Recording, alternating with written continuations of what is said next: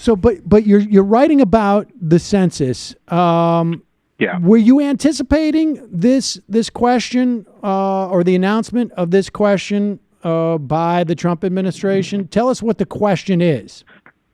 Yeah, I was anticipating this. So the Trump administration decided on Monday night they would add a question about U.S. citizenship to the census form, which is just one question, but it's an absolutely enormous deal because this question about citizenship has not been asked by the census since 1950. So it hasn't been asked for basically 70 years.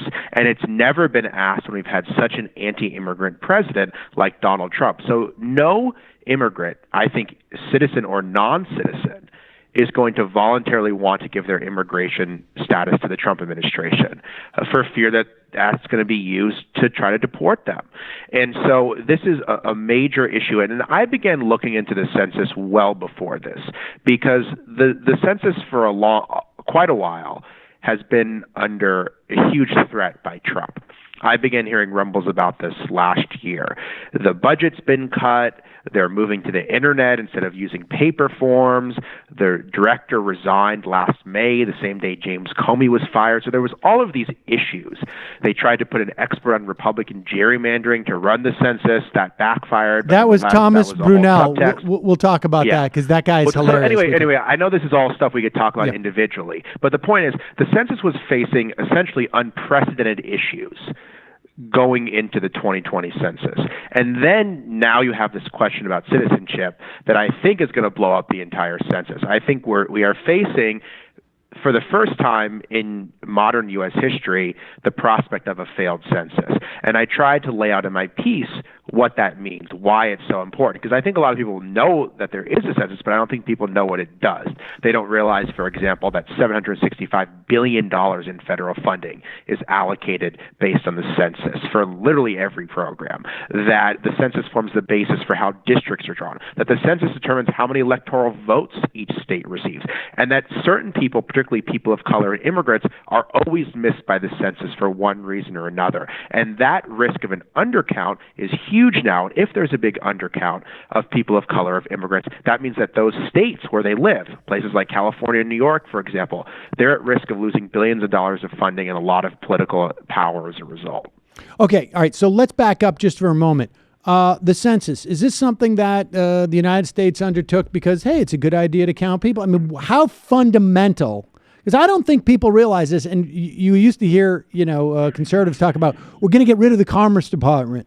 Well, the most important thing the Commerce Department actually does is the census. And this is, and I don't think most people understand this, it is constitutionally mandated. And it's not a mandate to count citizens, is it?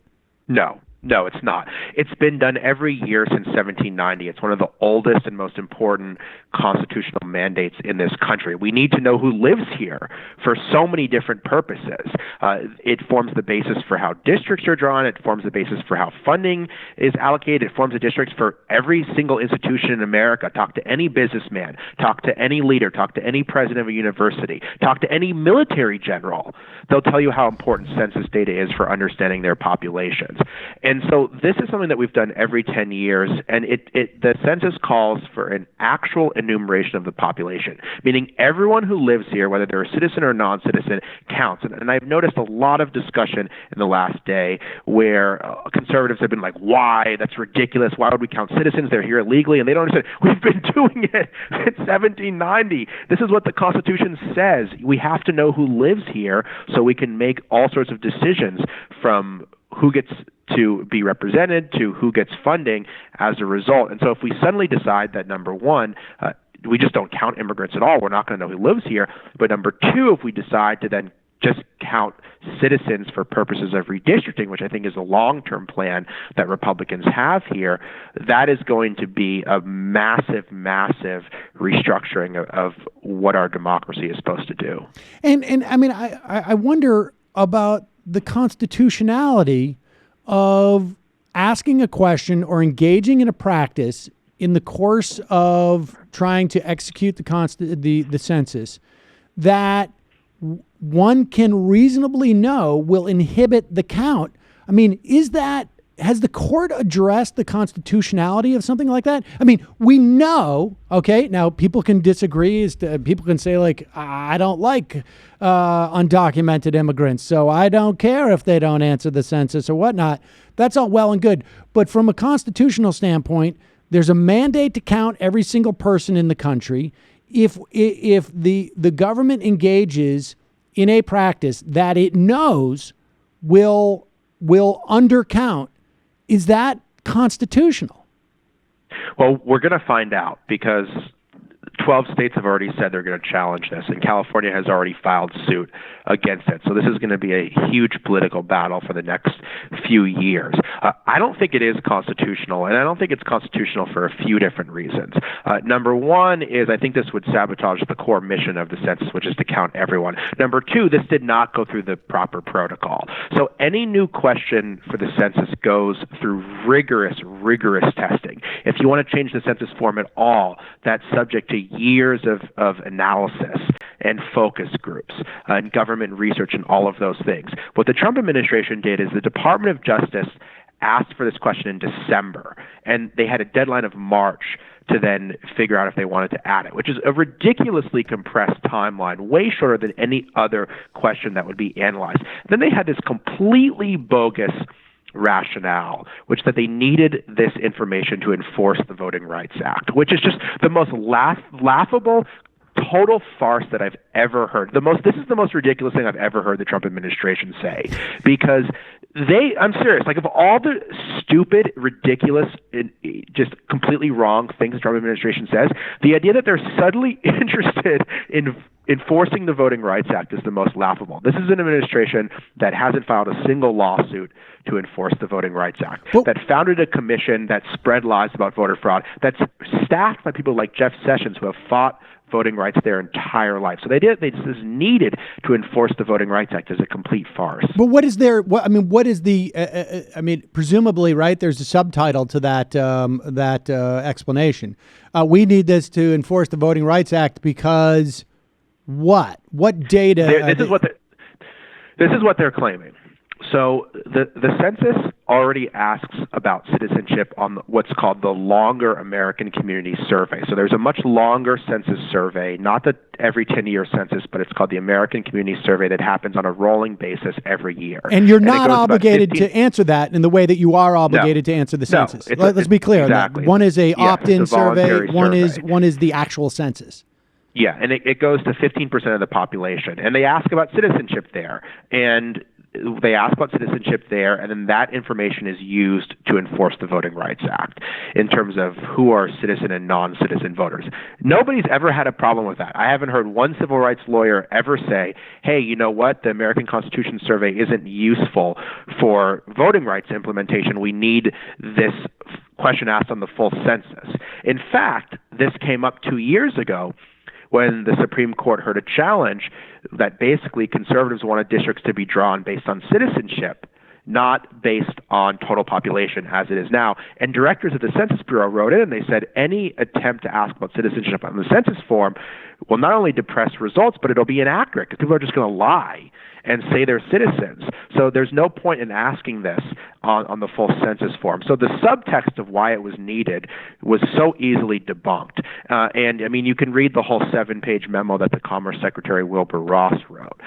But this had nothing to do with the Voting Rights Act. This was about trying to, number one, depress responses among immigrants so that areas with immigrants get less power and economic resources. And number two, I think long-term, trying to be able to draw districts only based on citizens so that places like California and even Texas will get fewer resources and they will count less. And this is a way, as the country becomes more diverse, districts will instead become much more white if this scheme succeeds.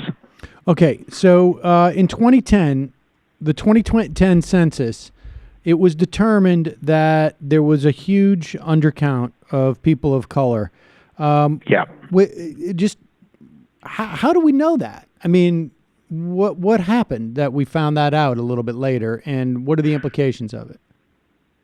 We know that because the census goes and they do a survey after the fact to see how accurate they were.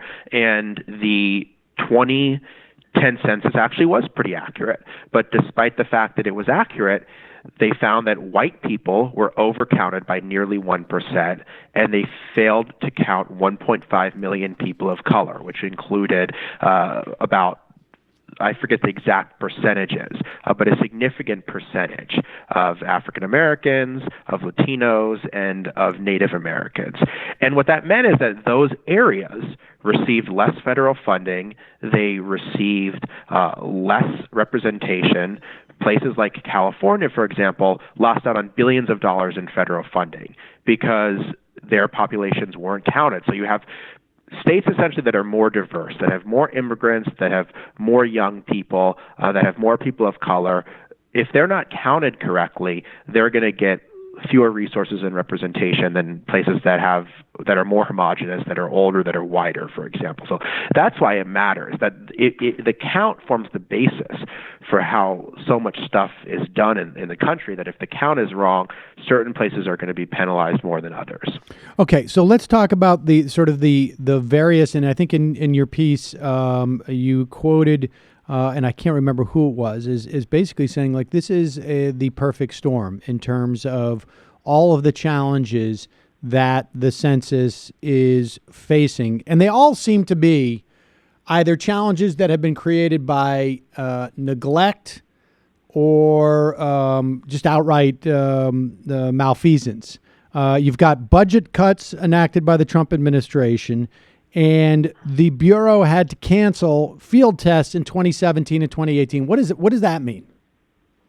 What it means is that anytime the census does anything, they have to test it. So they have to test, for example, the questions they're going to ask. They have to test how they're going to do the full test. The full run in 2020 has to be tweaked, and it needs to be tweaked every 10 years because different people live in areas. There's different technology they use. Things have changed between the decades, and so we need to know how long it takes to send someone around a neighborhood. We need to know if we're going to find every house, for example, which is the big problem. The biggest reason why people aren't counted is because the Census Bureau doesn't know where they live, not because they don't respond to the form. And so the tests were specifically designed to try to reach what's known as hard-to-count populations.